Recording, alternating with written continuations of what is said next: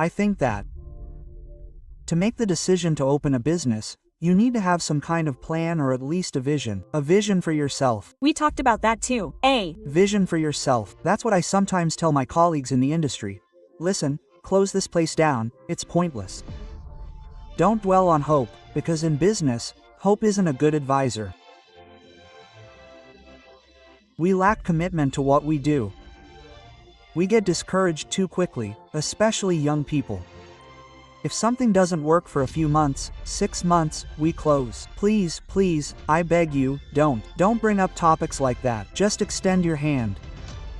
I believe a smile costs nothing.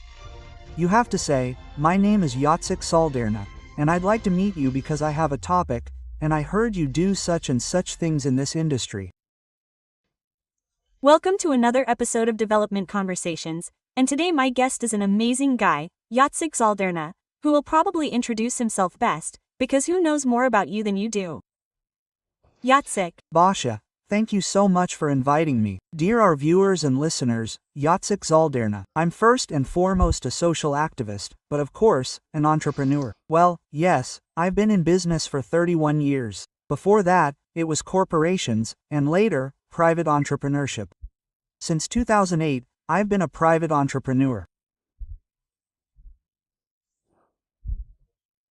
I'm the honorary consul of Sri Lanka, a social activist, and the initiator of the DAO Przedsiębiorcza Polska platform, where we bring together all enterprising people, entrepreneurs, farmers, and individuals who care about the development of micro, small, and medium-sized enterprises, the middle class in Poland.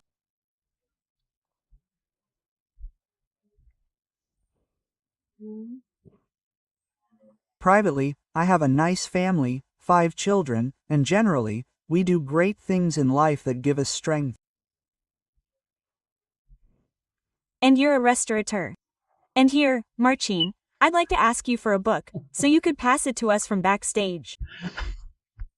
Of course.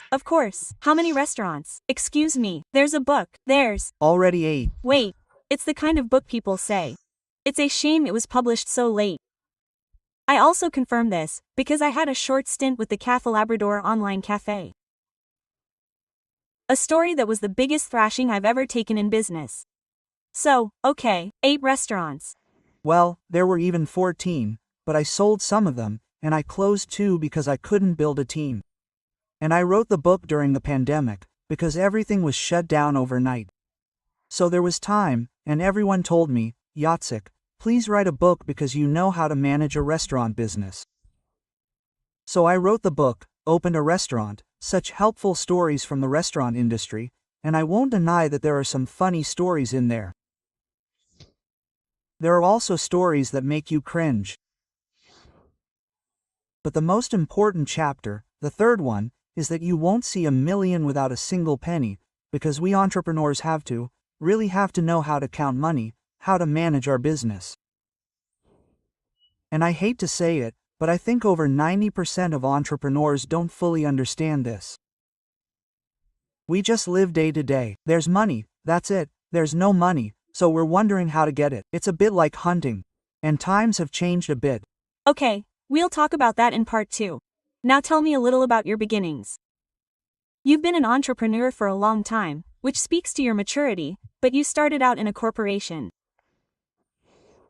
Well, yes, because I don't come from a wealthy family. You could say that mom says, son, study, you won't have to work as hard physically as daddy and I did. That's why. Okay, so I finished my law studies, I started in Katowice, we're recording our studies in Katowice. Then I moved to Krakow. So what? So I got a job?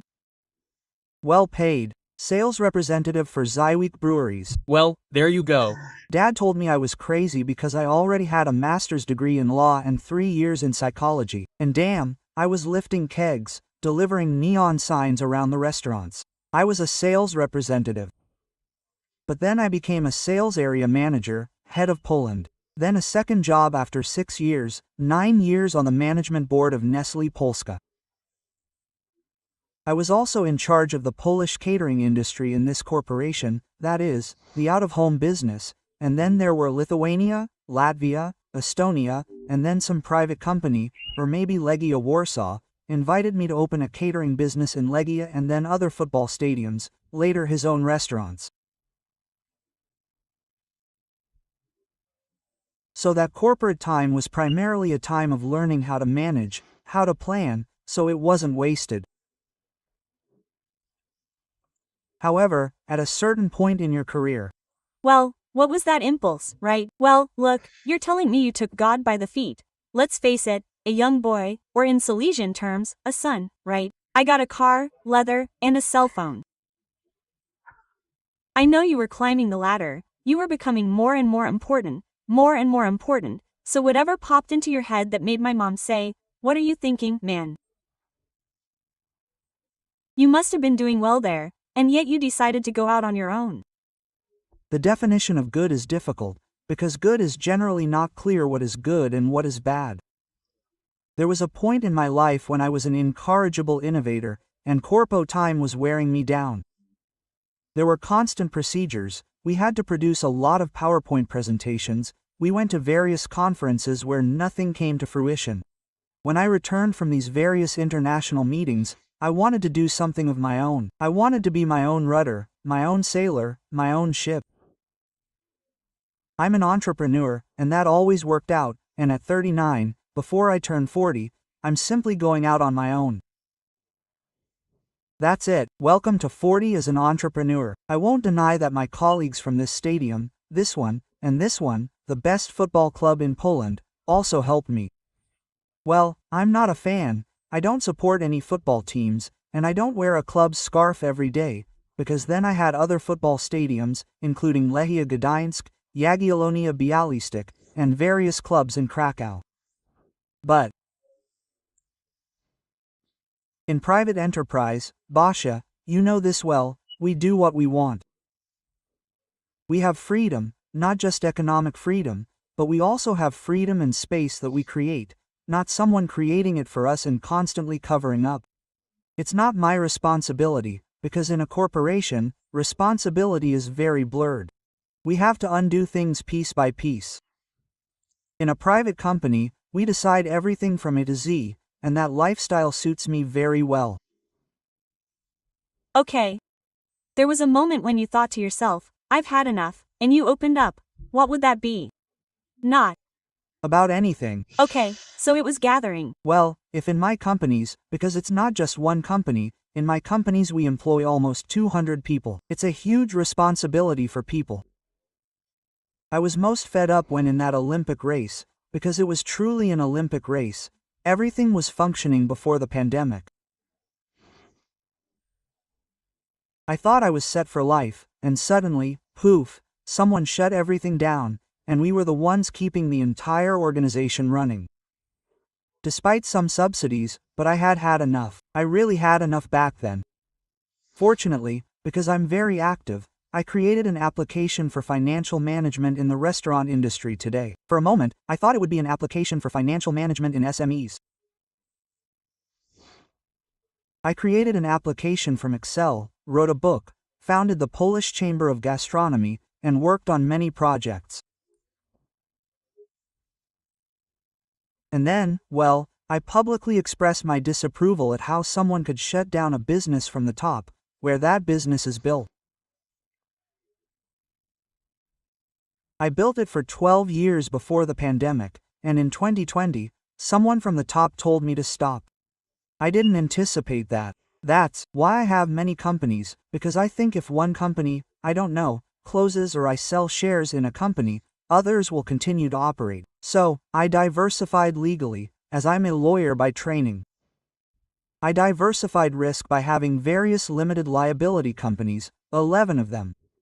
But I didn't think anyone would say, "But sir, you're closing everything down," because if I had a pharmacy and a grocery store, and I don't know, 8 or 10 locations, that pharmacy and grocery store would be open, and the other one would be closed.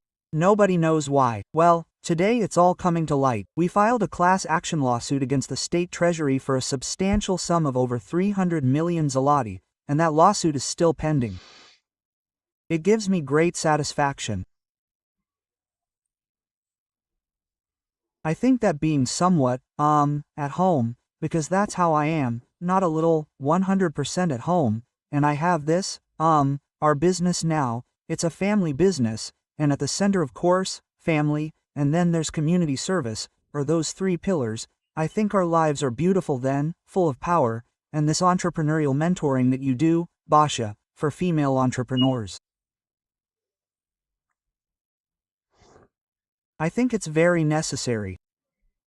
It's a huge deal for us Poles, both men and women, to feel confident, because we truly are a wonderful nation. And this is an area we need to work on, to strengthen ourselves and not constantly feel inadequate and inferior. We also talked about this before the interview. We have a Western complex, where everything was structured differently. We compare ourselves, forgetting that our entrepreneurial history is very short. Very short, unfortunately, not a bed of roses, because we were under communism. I remember communism. I remember the times when there were no supermarkets. I remember the times when there were no cell phones, and no internet. We had a phone with a cable. When you left the office, you were simply gone. That was great. But Zyweek gave us pagers, so sometimes I'd be looking for a gas station because the boss had written, "Please contact me," on the PPP pager, and I had to find a phone with a cable. Then cell phones came along. But those were wonderful times, because we had relationships, we went to meetings, and we had those in-person meetings. Today, after the pandemic, we've learned online, and we're losing that energy, that inspiration. People are inspired by each other's energy, and our interview, my dears, is also for you to be inspired by us. Maybe online, or maybe we'll meet someday at a conference. Yes. Because it's very important to draw from each other and do it with a genuinely open heart. Okay, and now I'd like to ask you something, because we're being watched, I assume, by entrepreneurs from all walks of life, so to speak, and people who say, okay, cool, I'm also diversifying, I also have a bunch of businesses, so that's okay. But I'd like to talk for a moment about what you think you should pay attention to, because there are also sole proprietorships. There are people who are simply experts in their field and have started a company, and that's where the most confusion is. So what should you pay attention to? What's important in business? What are your experiences? Because you didn't start by saying at 39, hello, I'm opening 8 restaurants. Well, yes, no, I don't think it was like that. I didn't even know it would turn out this way. I think this is how it was. Well, basically, it just happened that I started working with this stadium, and there was a huge project there. We built these food kiosks in the arena of the stadium, and downstairs, this restaurant, this sports bar on Lazinkowska Street. So it really was a huge undertaking, and it was a bit quasi-corporate, because it was a large company, for which I was an external, food operator. I think. My advice is, if we want to do something, first of all, let's not change the industry, because sometimes I often meet people who say I've done this, and this. Well, I'm still in the food industry, now I'm reaching out more broadly to the SME sector, small and medium-sized enterprises. I think that to make the decision to open a business, you need to have a plan or at least a vision for ourselves. We talked about that too. Vision for ourselves. I think we also have to decide, because we can make good decisions, bad ones, but generally every decision is a good decision because it's a decision. The worst thing is when we don't know. We're like a leaf that, I don't know, falls into the river's current and flows wherever the current takes us. Unfortunately, nothing works out. Somehow, it will work out, somehow nothing will. Or we have quality. I define quality as commitment, business commitment, commitment to relationships, and social involvement. If we're committed, if we live 100%, if we live as the late Father Kaczorowski once said, we live at full throttle, we fulfill ourselves. And if someone doesn't know how to live at full throttle, they should call Basha or me, because I'll tell them how to live. We get up in the morning and just do the job, and sometimes we might not succeed, we might have a bad day, but I always tell myself, get up and do it. Sometimes there are difficulties. Sometimes we might have, I don't know, moments of breakdown because something didn't go our way, because we signed a bad contract, because we have some consequences and we're stressed, But let's not stress about what we've done. Let's look for solutions, what we can do. I don't like the word problem. I replace the word problem with a challenge. A Challenge and a solution. challenge and a solution. Exactly. You know what? I remember a roller skate that many people thank me for. A walking one. I was taking a walk and it inspired me. And I just said, I get up in the morning and I feel bad. And I do my own thing. He got angry. I got angry with the client. Or the client terminated the contract. And I still do my own thing. I feel bad because I have a headache. And I do my own thing. Just a little slower.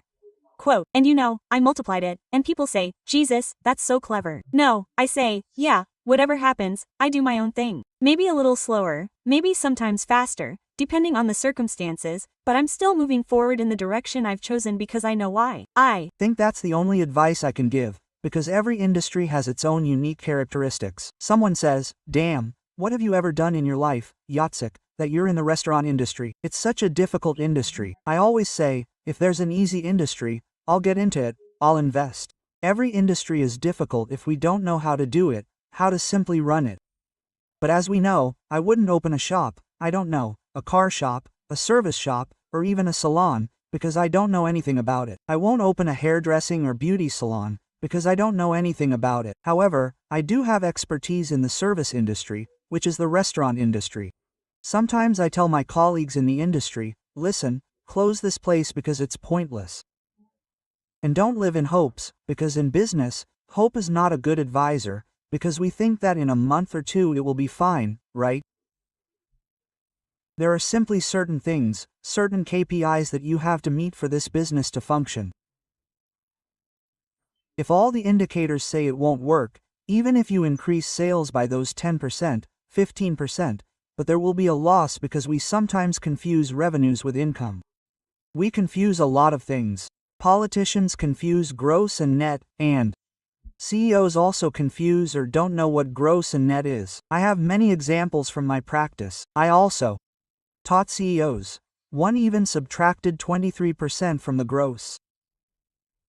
A certain number came out, and then I said, now, from that net figure, convert it to gross. It didn't come out the same, and he didn't, and he said, and I quote, I think my phone is broken.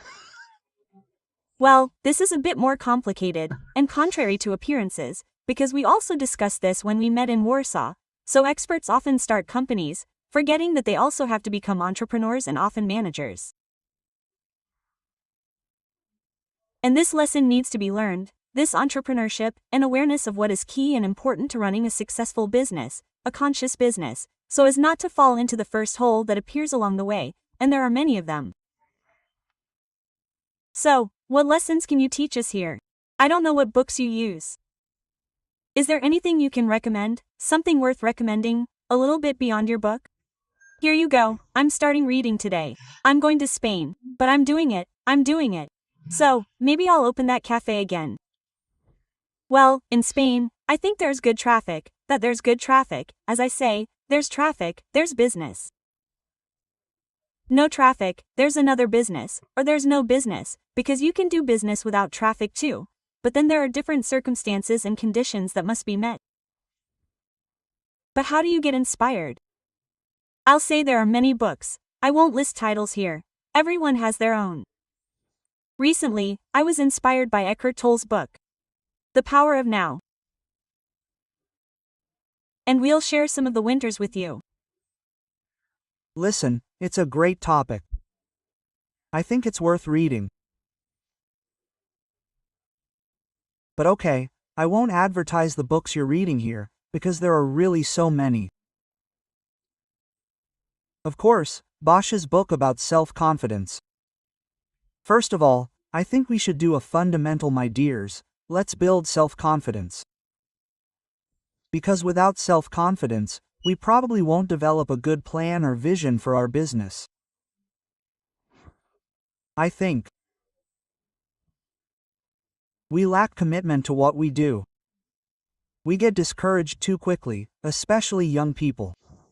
If something doesn't go well for a few months, 6 months, we close. I don't know if you know, 450 companies close every day in Poland. Every day. Well, politicians say other companies are opening, but there are also companies that have been operating on the market for 20, 30 years. I recently met a friend who ran a multi-generational SME company for 160 years. and also went bankrupt, so this is a disturbing trend. There are various companies with great traditions that are closing. Young people open, then close after 6 months, so we shouldn't simplify. We shouldn't simplify certain stories that are happening. We have to fight for my self-confidence first and foremost. I'm saying it a bit egoistically, that is, fight for yourself and above all, build relationships, because for me, it's a family business or an SME. Micro, small, and JDG are, above all, about relationships, because it's through relationships, through contacts, that we do business. And here I have to interject, and these are the connections that are often envied, because she's lucky because she has connections. Or what does she do that such people even appear around her? And now, pay attention, it's very simple, right? It's about getting out of your comfort zone, reaching out to such people, getting to know them, just like I wrote to you, we called, we talked. It's always 50-50. Yes, either something clicks or it doesn't. If not, okay, I checked, I tried. I always tell my fantastic female entrepreneurs, make those connections. Exactly. Just Establish those relationships. But it's often not just a text message or an email. It's also sometimes a deeper, longer conversation. You have to know who you're meeting, what they're doing, give them energy, time, and space. So I think it's a bit neglected because everyone thinks now that there's nothing there. A text message or email sent via GPT chat, and we contacted again. Oh dear, he hasn't responded. Okay, so he doesn't want me. No, hey, do a little more. You just have to do it authentically. Sometimes someone says, I did it. That's probably where Jacek Czauderna says, nothing in life works out, we either do it or we don't. It might be a lottery win, but the probability is very small. I either did something or I didn't do something. And it's the same with relationships. Either I build these relationships and then I have them, or I don't. Well, then I don't have them. But now we're back to that self-confidence, right? Because many people don't have the courage to go out, to make the connections they'd like to reach out to, because what am I, so tiny? What will this person think? Those aren't my limits, those are my thoughts. No, you can't, please, I beg you, you can't. Don't bring up topics like that, just extend your hand. I believe a smile costs nothing. You have to say, my name is Jacek Czauderna and I'd like to meet you, because I have a topic, and I've heard you do such and such things in this industry. Those are 3 sentences. Those are the first 3 pi seconds. You can't make a good first impression a second time. We know that. So that's it. If someone says, but I don't have time right now, and so on. Okay, no problem, we can call. No, I won't have time for you. It's okay. Business contacts are statistics. I don't usually meet people who talk to me like I told you just now. I actually have very, very few such situations. Or maybe it's like when I once wrote to Eva Chodakowska about being part of my book, and of course, her manager wrote that the contracts she signed didn't allow her to do so, but that they thanked her for contacting me, and my response was generally very pleasant. Elegant. Yes, it wasn't elegant with the explanation, so it wasn't like, get lost, girl, no, but there was an explanation, and that's exactly what we're afraid of. And often, at least in my experience working with women, we confuse rejection of our business or the topic we're bringing up with rejection of ourselves. Yes. We take it too personally. If someone says something to us, please don't do that either. I think it's nice to be authentic.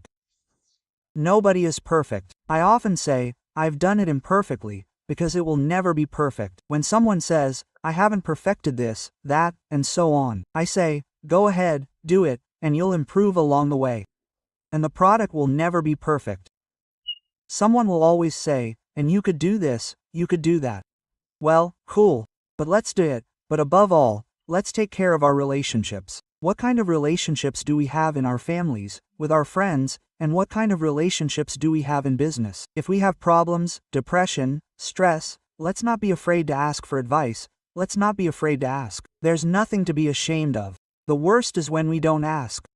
And pretend everything is perfect. Yes, and unfortunately, sometimes there are suicides, especially among young people. Today I was at the Beskid Business Club in Zyweek, coming here to Katowice.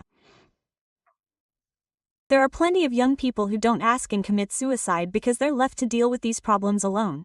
either with themselves or with their cell phones, where it's a different world. Because of this digitalization, we're starting to lose what's most authentic and valuable: building relationships with others.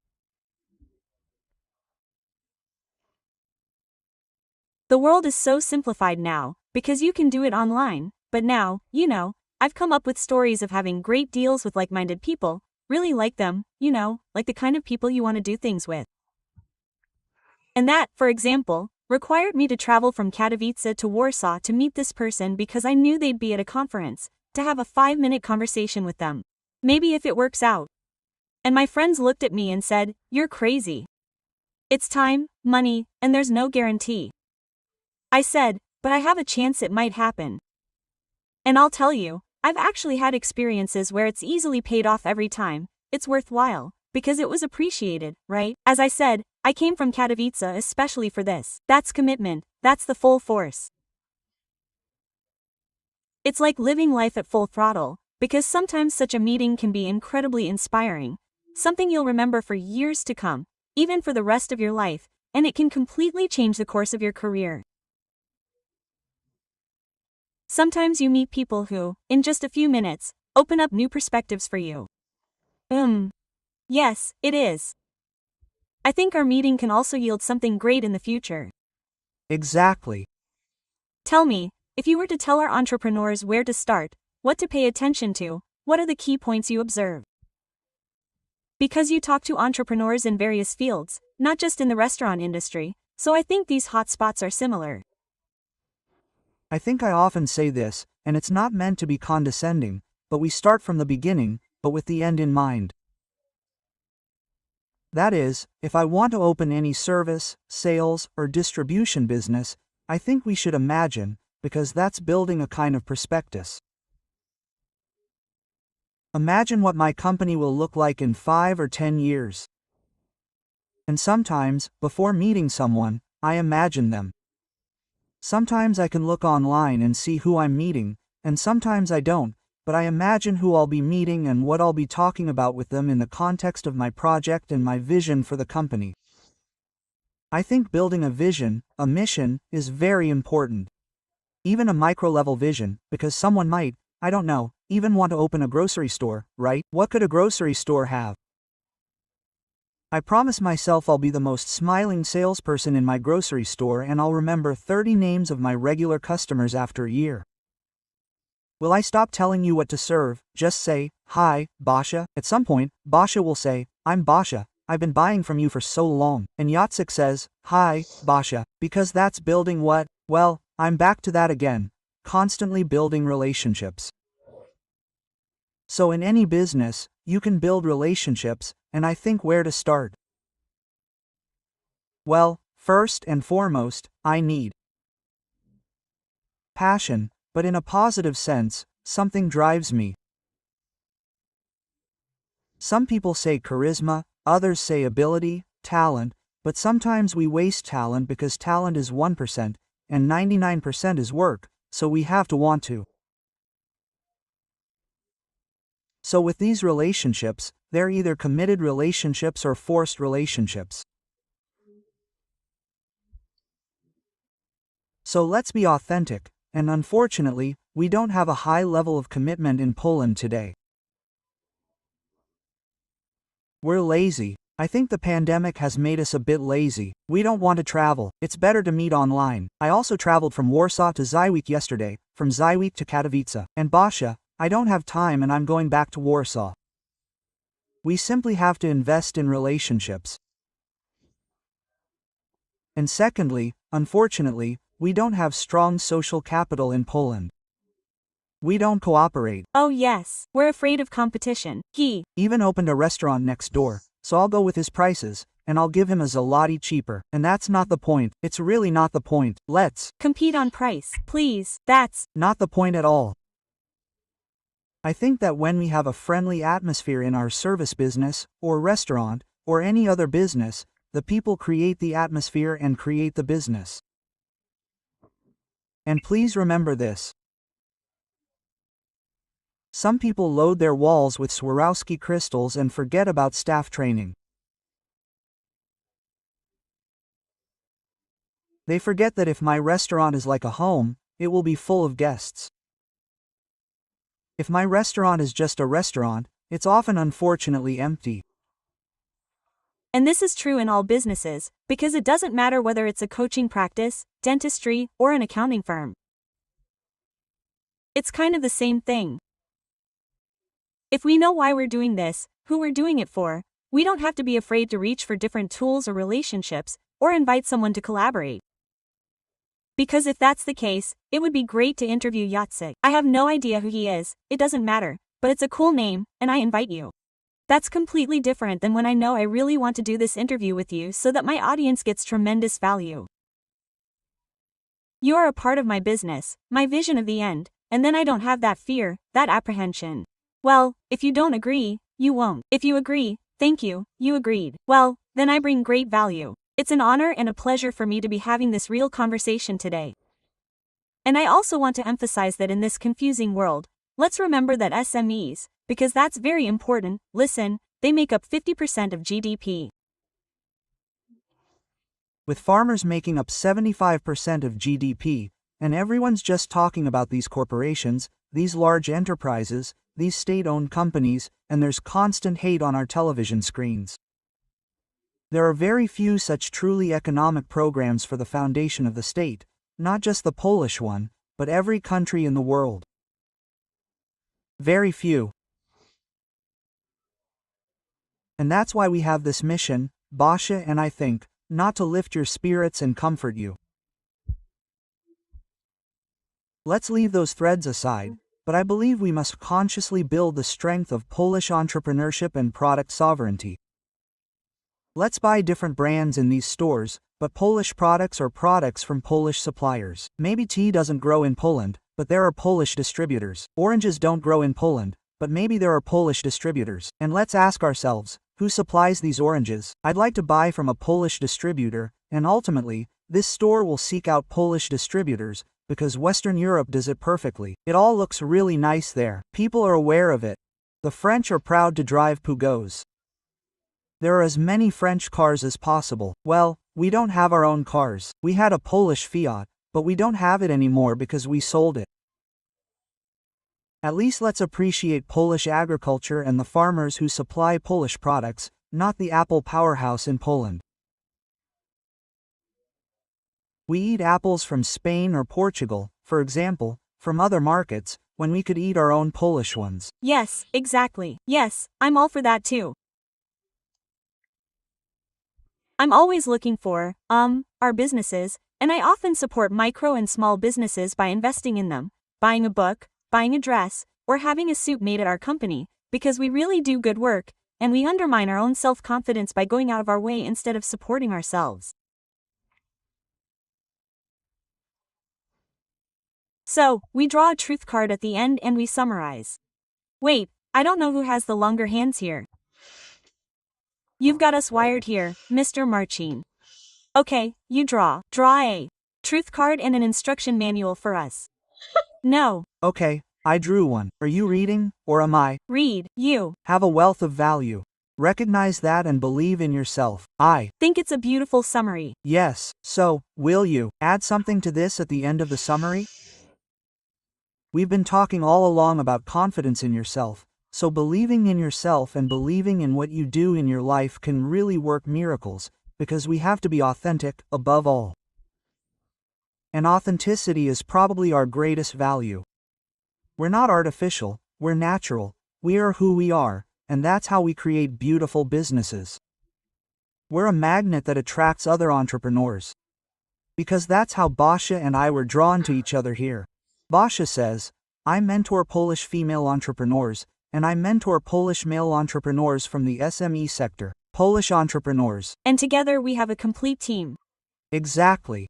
Thank you, Jacek. Where can you find me? My dears, you can find me on the internet czna.com.pl. I'm in Warsaw every day, but I also have my businesses in Gdańsk, because that's where I have the restaurants Basia mentioned, but we also have businesses in Zywiec. Generally, I'm in Poland every day. You can reach me at the email address you can find on the website czauderna.com.pl. I help entrepreneurs.